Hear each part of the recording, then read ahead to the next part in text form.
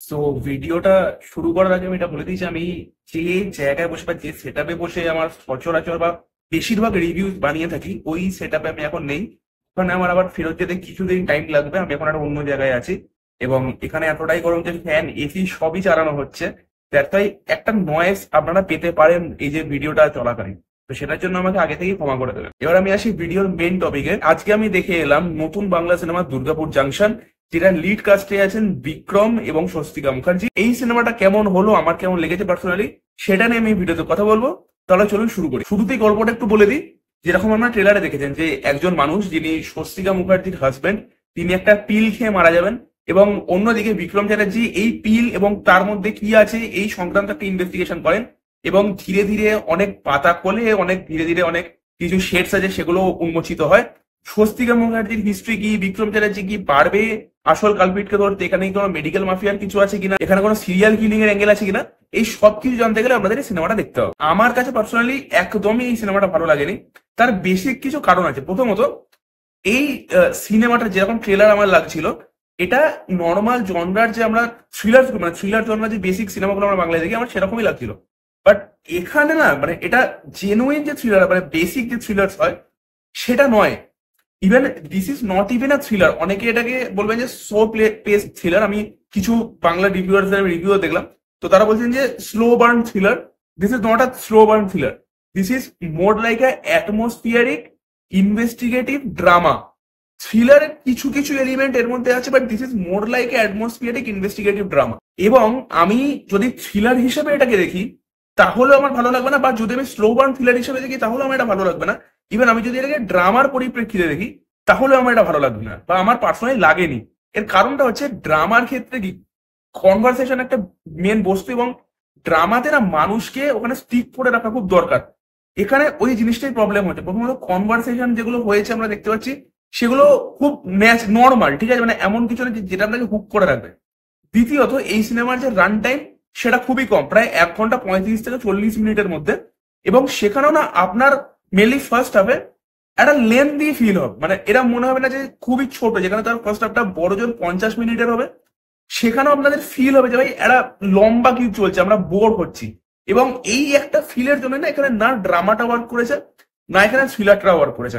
ড্রামাকে work করানোর জন্য যেটা মেন বিষয়বস্তু থাকে বা মেন টেকনিক থাকে সেটা হচ্ছে রাইটিং। এখানে রাইটিং অত্যন্ত খারাপ, এবং রাইটিং যেহেতু খারাপ অনেক জায়গায় দেখবেন যে কিছু কিছু জোড়াতাপ্পি মারা হয়েছে, কিছু লুপহোল থাকার চেষ্টা করা হয়েছে, এবং ওগুলো করতে গিয়ে না এডিটে প্রচন্ড ভুটভাট চপি চপি কাটস হয়ে গেছে, যেটা যায় না এখানে। যেখানে যেখানে আপনাদের একটু ইন্টারেস্ট বিল্ড হবে কোনো কোনো সিনের ক্ষেত্রে, সেখানে হুট হুট করে আপনারা কাট দেখতে পাবেন। এটাই আমার প্রবলেম রেখেছে সিনেমাতে। এই সিনেমার যে জিওগ্রাফিটা বা যে শহরটা কেন্দ্র করে সিনেমাটা, সেটা হচ্ছে দুর্গাপুর। এবং আপনারা যখন সিনেমার নাম ভূমিকায় দুর্গাপুরকে রেখেছেন, তো আপনাদেরকে দুর্গাপুরকে এক্সপ্লোর করতে হবে, যেটা এখানে নেই। 2-3টে জায়গার নাম এখানে করা হয়েছে, বাকি এখানে দুর্গাপুরকে দেখানোই হয়নি। এবং বাকি যে যে যতটুকু দেখানো হয়েছে সেখানে এর ডিওপি বা এর ডিরেক্টর যেভাবে দেখিয়েছে সেগুলো না, মানে হয়তো এর থিমের সাথে যাচ্ছে, বাট দুর্গাপুরে একটা সিটি আমরা কিছু দেখতে পাচ্ছি না, so আমরা কানেক্ট করতে পারছি না ওই সিটিটার সাথে, যেটা শিবপুরের ক্ষেত্রে আমরা করতে পেরেছিলাম, দুর্গাপুরের ক্ষেত্রে আমরা করতে পারছি না। এই সিনেমাটা প্রচন্ড প্রেডিক্টেবল।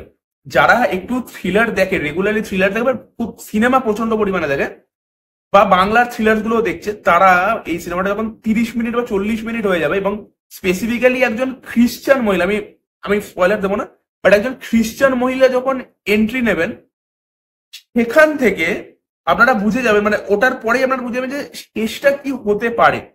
হ্যাঁ, কিছু কিছু এলিমেন্টস আছে যেগুলো এক্সট্রা, যেগুলো আমরা মানে গেস করতে পারবেন না, বাট ওভারঅল কি হতে চলেছে সেটা আপনারা গেস করবেন। বা সবাই না করতে পারলো, আমি অ্যাটলিস্ট করে নিয়েছিলাম যে এটাই হতে চলেছে। ইভেন লাস্টের 20 মিনিট একটা সিন খুব সুন্দর আছে, ঠিক আছে, খুবই সুন্দর আছে ক্লাইম্যাক্স সিনটা। বাট ওই ক্লাইম্যাক্স সিনটা কি হতে চলেছে সেটা ক্লাইম্যাক্স সিনের স্টার্টিং এ আমি বুঝে গেছিলাম ভাই এখানে এরকম এরকমই হবে। অ্যান্ড এক্স্যাক্টলি ওগুলো হয়েছে। হ্যাঁ, একটা দুটো ব্যাকড্রপ ছাড়া। আর একটা খুবই ইম্পর্টেন্ট নেগেটিভ পয়েন্ট হচ্ছে যে এই সিনেমাটার যে এই যে কিলিংস গুলো হচ্ছে, সেটা সেই কিলিংস গুলো যে বিষয়বস্তুটার উপর কেন্দ্র করে হচ্ছে, সেই বিষয়টাকেই এখানে ঠিকমতো এক্সপ্লোর করা হয়নি। যেটা হচ্ছে মেডিকেল, মানে এই যে ক্যাপসুল গুলো, ঠিক আছে, এই ক্যাপসুল গুলো বা এই যে মেডিসিন গুলো আছে যেগুলোকে পাল্টে দিয়ে রং ক্যাপসুল দিয়ে দেওয়া হচ্ছে বা পটাশিয়াম সায়ানাইড দিয়ে দেওয়া হচ্ছে। এবং আমরা তো রিসেন্টলি আমাদের ডেলি লাইফেও দেখছি বা মানে নর্মাল প্র্যাকটিক্যাল ওয়ার্ল্ডেও দেখছি যে ফেক ওষুধ অরিজিনাল ওষুধের থেকে বেশি এক্সিস্ট করছে মার্কেটে। তো এইটা কিভাবে এক্সিস্ট করে, সে ওই ফেক ওষুধগুলো বানিয়ে কিভাবে এক্সচেঞ্জ করে করে পাঠাতো।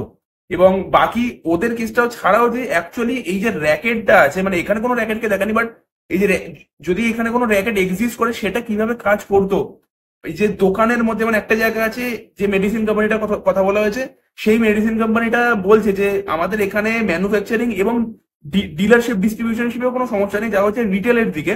তো ওখানেও ব্যাপারটা যে কিভাবে গন্ডগোলটা হচ্ছে সেটাকেও যদি আরেকটু আরেকটু ডিটেল, মানে এখানে তো কিছুই দেখানো হয়নি সেভাবে, ওটা যদি আরেকটু ডিটেল বা একটু হলেও ডিটেলে দেখানো হবে না, তাহলে আরেকটু বেটার হতো এবং একটা এক্সট্রা লেয়ার অ্যাড হতো এই সিনেমাটা বা এই গল্পটার মধ্যে, যেটাও এখানে সেভাবে মানে সেভাবে কি এক্সপ্লোরই করা নেই ওই জিনিস বিষয়টাকে। এবং এবং ম্যাক্সিমাম মানুষের, আমার সুতরাং ম্যাক্সিমাম মানুষের এটাও মনে হচ্ছিল যে এই সিনেমার মেন গল্পের মধ্যেই মেডিসিন, এই মেডিকেল মাফিয়া, এই জিনিসগুলো থাকতে পারে। এবং আমার মনে হয় ওটা থাকলে এই সিনেমাটা বা এই গল্পটা আরেকটু বেশি ইন্টারেস্টিং হতো, যেটাও একটা বহুত বড় সড়ো পয়েন্ট এই সিনেমা বা বড় সড়ো চান্স এই সিনেমা মিস করে দিয়েছে। তো আমার এটা মনে হয় যে এই সিনেমাটার ওভারঅল আইডিয়াটা ভালো বা কন্টেন্টের বেসিক জিস্ট গুলো ভালো, বাট সেটাকে এই সিনেমা বা এই সিনেমার রাইটার ডিরেক্টর সেভাবে কাজই লাগাতে পারেনি আর কি। এর মিউজিকের কাজ এবং এডিটের কাজ একদম ভালো লাগেনি আমার। মিউজিকের যে একটা হয় না যে একটা যদি আপনারা একটা অ্যাটমসফিয়ারিক থ্রিলার বা অ্যাটমসফিয়ারিক ড্রামা বানান, তো সেখানে বিজিএম একটা খুব ইম্পর্টেন্ট জিনিস, যে ওই এনভায়রনমেন্টটা তৈরি করবে, ওই অ্যাটমসফিয়ারটা তৈরি করবে। এখানে বিজিএম ওটা ক্রিয়েটই করতে পারে না। দ্বিতীয়ত একটা র্যাপ ইউজ করা হয়েছে, ওই র্যাপটা একদম ভালো না, মানে আপনারা বুঝতে পারবেন না যে ভাই কি বলছে র্যাপটার মধ্যে। আর খুবই মানে উদ্ভট টাইপের ওর রিদম গুলো। রূপম ইসলামের একটা গান আছে একটা কার চেজিং এর সময়, সেটা বেটার, বাট একটা অন্য জায়গায় একটা র্যাপ আছে সেটা একদমই ভালো নয়। তার সাথে পারফরমেন্সেস, এখানে আমার কারুর পারফরমেন্সেস স্পেশাল কিছু দেখছি বা ভালো মানে খুব ভালো এক্সট্রাঅর্ডিনারি কিছু দেখছি সেটা মনে হয়নি। বিক্রম চ্যাটার্জি তার রিসেন্ট কিছু সিনেমাতে যেরকম কাজ করছেন, একটু সিরিয়াস করছেন যেরকম কাজ করছেন, এখানে সেই একই কাজ করেছেন। স্বস্তিকা মুখার্জিও যেরকম তার সিরিয়াস কিছু সিনেমাতে যেরকম কাজ করেন, এখানেও সেই একই কাজ করছেন। ওভারঅল এই দিকগুলো খুব একটা বেশি ভালো নয়। তো ওভারঅল এই সিনেমার মোস্ট অফ দ্য পয়েন্ট হচ্ছে নেগেটিভ, বাট কিছু কি পজিটিভ নেই? অবশ্যই পজিটিভ আছে, একটা কি দুটো পজিটিভ পয়েন্ট আছে। প্রথম, এর ভিজুয়াল ট্রিটমেন্টটা, আমার ভিজুয়াল ট্রিটমেন্টটা ভালো লেগেছে, এর ক্যামেরা ওয়ার্ক আমার বেশ ভালো লেগেছে, যেভাবে কালার গ্রেডিং করা হয়েছে সেটা আমার বেশ ভালো লেগেছে। Even এই যে ব্লুইশ গ্রিনিশ যে কালার গ্রেডিংটা, সেটা এই সিনেমার অ্যাটমসফিয়ারটাকেও খুব সুন্দরভাবে তুলে ধরে। অ্যান্ড এই সিনেমার সাথে যায়, মানে এই কন্টেন্টটার সাথেও বেশ ভালোভাবে যায়। এখানে এই দিক থেকে সিনেমাটা একটা বেশ ভালো কাজ করতে পেরেছে। ইভেন সিনেমাটোগ্রাফি বেশ বেশ কিছু কিছু জায়গায় বেশ ভালো কাজ করেছে। ইভেন একটা ক্লাইম্যাক্সের যে সিনটা আছে একদম লাস্টে গিয়ে, সেখানেও যে ডার্কের মধ্যে ইয়েলো লাইট ফেলা এবং একটা ব্রাউনিশ টোন ক্রিয়েট করা বেশ ভালো, মানে এই কাজগুলো এই সিনেমায় বেশ ভালো হয়েছে। সো ওভারঅল আমি যদি বলি, Durgapur junction is actually not a very good film, but এমনও না যে আপনারা দেখতে পারবেন না, আপনারা হলে গিয়ে একবার দেখতেই পারেন সিনেমাটা। আমি বলবো যে ভাই অবশ্যই হলে গিয়ে দেখুন, আপনারা একটা টাইম স্পেন্ড করতে পারবেন। এবং ঠিকঠাক, মানে এটা একটা থ্রিলার হিসেবেও ভালো না বা একটা ড্রামা হিসেবেও ভালো না, বাট এমনও বলবো না যে বিশাল খারাপ সিনেমা। ওই যেরকম বললাম যে ঠিকঠাক, মানে একটা average decent kind of a watch. আমার পার্সোনাল রেটিং এ সিনেমাটাকে 4/10। আপনাদের কেমন লাগলো সিনেমাটা আমাকে অবশ্যই কমেন্ট বক্সে জানাবেন। আর ভিডিওটা ভালো লেগে থাকলে চ্যানেলটাকে সাবস্ক্রাইব করে দেবেন, বেল আইকনে টিপে দেবেন। আজকে যদি আসি দেখা কোনো ভিডিওতে। টাটা।